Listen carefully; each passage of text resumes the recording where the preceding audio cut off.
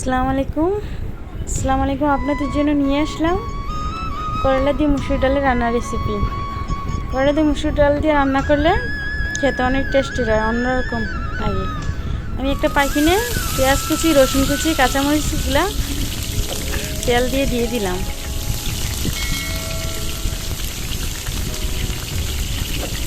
তারপরে পেঁয়াজগুলো আর রসুন কুচি আর কাঁচামরিচ একটু হালকা লালচে ভেজে নেব।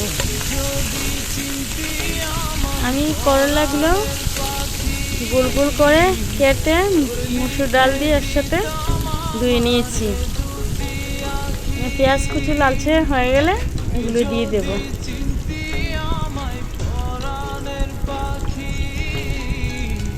পেঁয়াজগুলো দেখুন লালচে হয়ে উঠতেছে, রসুনগুলো পেঁয়াজগুলো। এখন আমি ধুয়ে রাখা করলা ও ডাল দিয়ে দিচ্ছি পাইপেনে। ইচ্ছা করলে আপনারা পাতিলেও রান্না করতে পারেন, সমস্যা নাই। আমি পাইপেনটা নিয়ে রান্না করতেছি। আমি প্রথমে দিলাম লবণ পরিমাণ মতো, তারপরে দিয়ে দেব হলুদের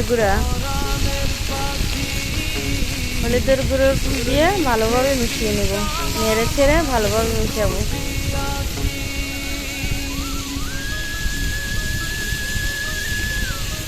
করলার ডাল ভালো করে মিশিয়ে নেড়ে চেড়ে দিতেছি।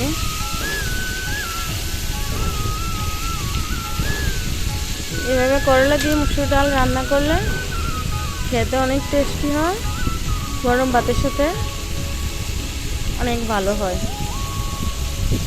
এরপরে আমি দিয়ে দেব মরিচের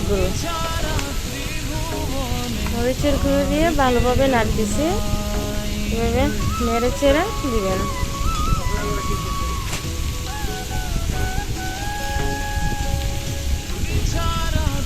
চুলার আঁচটা বাড়িয়ে রান্না করলেও সমস্যা নেই।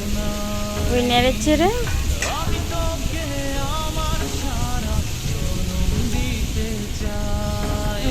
একটু পানি দিয়ে দেব।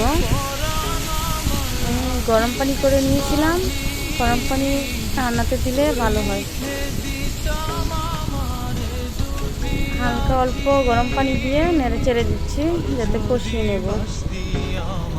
তারপরে আমি ঢাকনা দিয়ে দিলাম কিছুক্ষণ 2-3 মিনিট কষিয়ে নেওয়ার জন্য। ঢাকনা খুলে দেখুন কত সুন্দর হইতেছে, কালারটা যেমন আসতেছে, একটা সুঘ্রাণও আসতেছে। রসুন, পেঁয়াজ কুচি, কাঁচামরিচের মিশ্রিত ঘ্রাণ খুবই টেস্ট, খুবই স্বাদে, খুবই মজা লাগে। এভাবে আমি সবগুলোকে আবার মিশিয়ে দিব নেড়ে চেড়ে।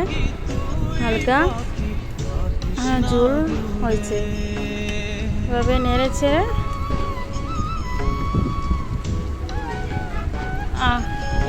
চেড়ে দিতেছি। আবারও ঢাকনা দিয়ে দিলাম, ভালোভাবে কষিয়ে নিতেছি। আমার কষানো হয়ে গেছে। এবার পানি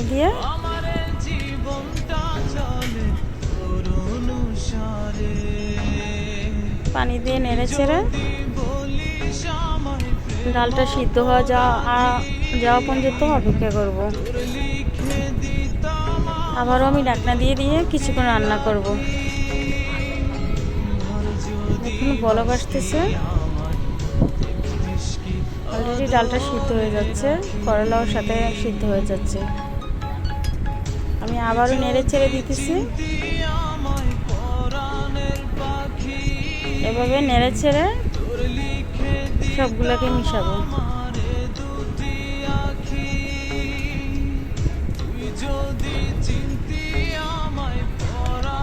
করলা দিয়ে মুসুর ডাল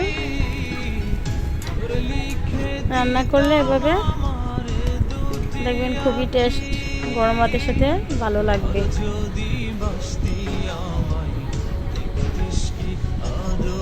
আমি নেড়ে ছেড়ে আবারও ঢাকনা দিয়ে কিছুক্ষণ রান্না করার পরে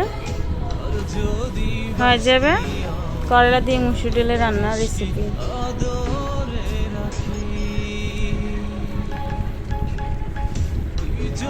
আমি আবারও ঢাকনা উঠিয়ে নেড়ে ছেড়ে দিতেছি।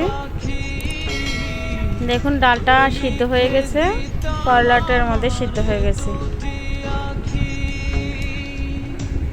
এরকম এত বেশি ঝোল না, আবার এত কমও ঝোল না, মিডিয়াম আকারে আছে না রান্না করে নেবেন। দেখুন পানির লোকটা আমার করলা দিয়ে মুসুর ডালটা কেমন হয়েছে। ডালটাও সিদ্ধ হয়েছে, করলাটাও সিদ্ধ হয়েছে, দেখতে যেমন সুন্দর, খেতেও ভালো লাগবে। বা সেভাবে রান্না করবে।